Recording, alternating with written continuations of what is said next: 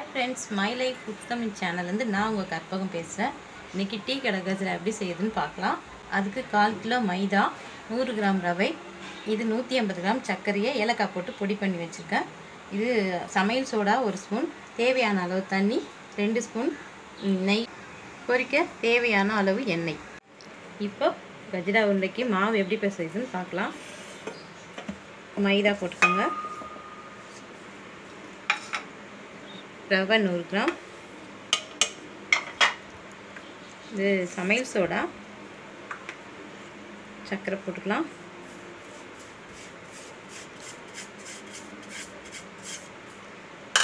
இது நல்லா மிக்ஸ் பண்ணிக்கலாம்.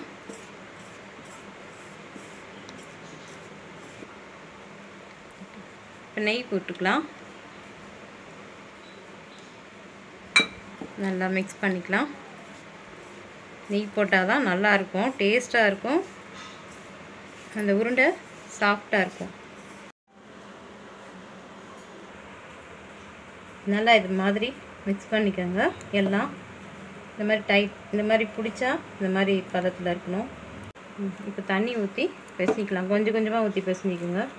தேவையான அளவு. நம்ம சப்பாத்தி மாவு பிசைகிற மாதிரி டைட்டாக இருக்கணும். மாவு லூஸாக இருக்கக்கூடாது, டைட்டாக இருக்கணும். பார்த்து ஊற்றிக்கோங்க தண்ணியை.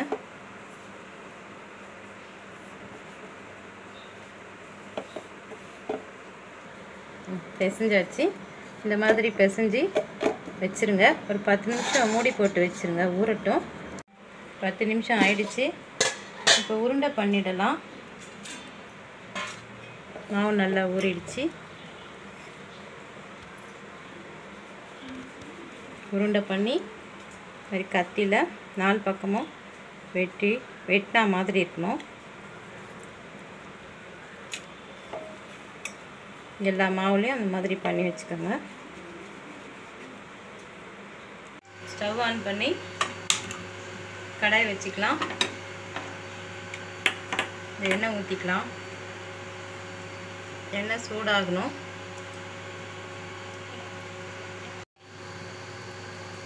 எண்ணெய் காஞ்சிடுச்சு. லோ ஃப்ளேமில் வச்சுக்கோங்க. மிதமான சூடு இருக்கணும், ரொம்ப சுடக்கூடாது. உண்டையை பொரித்து எடுத்துடலாம்.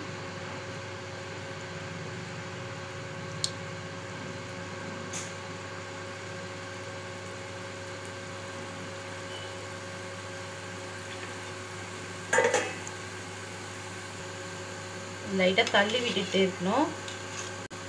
லோ ஃப்ளேம்லேயே இருக்கணும். எப்படியும் அது டைம் எடுக்கும் வேகிறதுக்கு.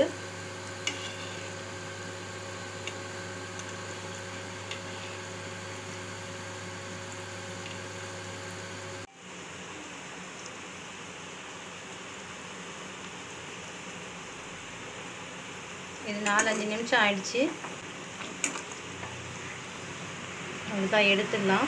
அது லேசாகிடும். இப்போ வெந்துடுச்சுன்னா உங்களுக்கு லேசாகிடும். எடுத்துடலாம்.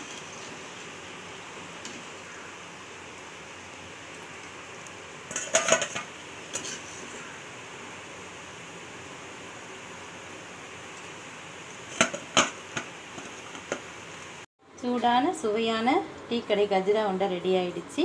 வீடியோ பிடிச்சிருந்தா லைக் பண்ணுங்கள், ஷேர் பண்ணுங்கள், கமெண்ட் பண்ணுங்கள், நம்ம சேனலை சப்ஸ்கிரைப் பண்ணுங்கள்.